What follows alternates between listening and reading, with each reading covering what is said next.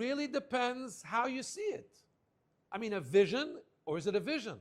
This week we read in the prophet the vision of Yeshayahu, the vision of Isaiah, Chazon Yeshayahu.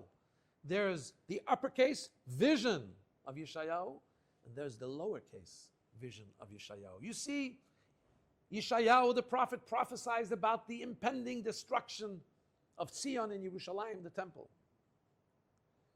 But you know, there's an uppercase vision, which means that the destruction leads to a rebuilding. God doesn't destroy in order to keep it destroyed. God moves away the old edifice, the old Beit Hamikdash, ultimately, it's taken 2,000 years already, to bring a new, higher level, eternal temple in its place. Now you see, here's the thing. We live in two dimensions. There's a dimension we live in, let's call it the Shabbos dimension. Shabbat is a day where the worlds have an elevation.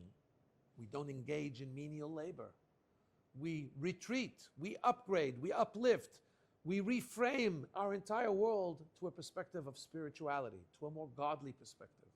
When you look from the godly perspective, indeed, the world is all about leading us to its ultimate destination, to its final glory, which is the coming of Mashiach.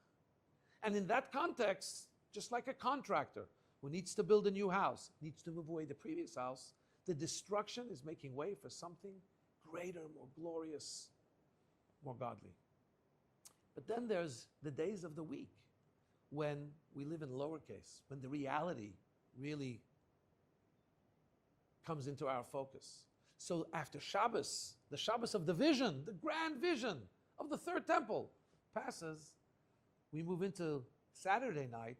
The world comes back into our focus, the way it looks from this perspective, which is that there's a desolate spot where the temple once stood, which is that there's suffering, that we're still praying for the coming of Mashiach, for the ultimate redemption. And that reality means that we fast on the fast of Tisha B'Av. We refrain from being joyous. But those two frames, those two dimensions are actually coexistent. So that when we have this epic and deep mourning, we dare not, God forbid, fall into depression. Because at the same time that there's mourning, there's the realization that it's leading us to something greater.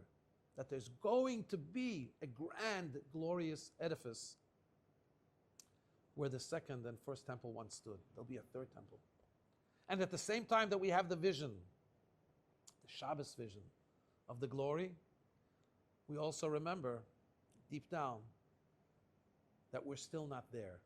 We're still going to have to, if Mashiach doesn't come before, go through the fast, the restrictions that come with the morning of Tisha B'Av. But let's remember that if you had to choose a time to be born, my dear friends, our time is the most epic moment in history. Because as the Rebbe told us, Mashiach is about to come.